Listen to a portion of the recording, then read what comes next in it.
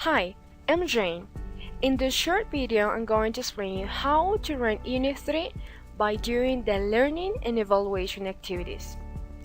Let's start with the learning goals. The first learning goal: differentiate the expressions to describe actions that indicate customs in present as well as in past. The second: describe customs or habits by using the correct grammatical rules. The third: pronounce expressions to refer customs or habits by taking into account the English language pronunciation rules.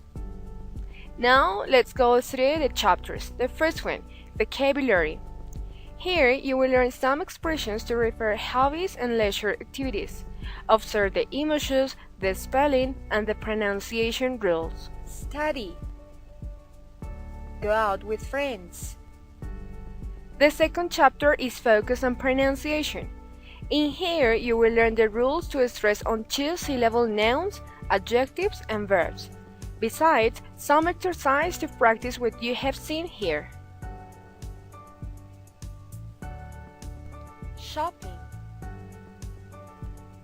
In the useful language section, you will learn some phrasal verbs to put them into practice in more complex real-life situations. In this chapter, you will have the meaning, examples, and pronunciation as well. Besides, you should develop an exercise to practice the phrasal verbs. These ones are sit around and hang out. Continue with reading comprehension chapter. Here, you should unscramble short sentences of a test related to hobbies and pastimes.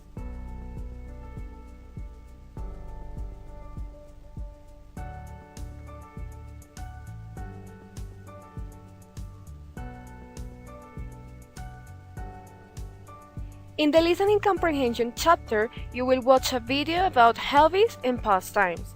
Then, you should run the practice activity by answering the questions formulated below. Topic 3. Hobbies.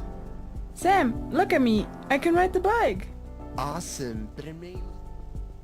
In the language-focused chapter, you will learn common expressions to talk about habits, activities, or customs by using the correct grammatical form and structure. There, you will see a video explaining clearly how to apply these rules in the real context. Mornings. This is an habit, the subject, plus you. Finally, in the glossary section, you will revise the vocabulary seen throughout the unit. You can practice once again pronunciation and spelling. You can see some examples to contextualize the vocabulary. Drink beer.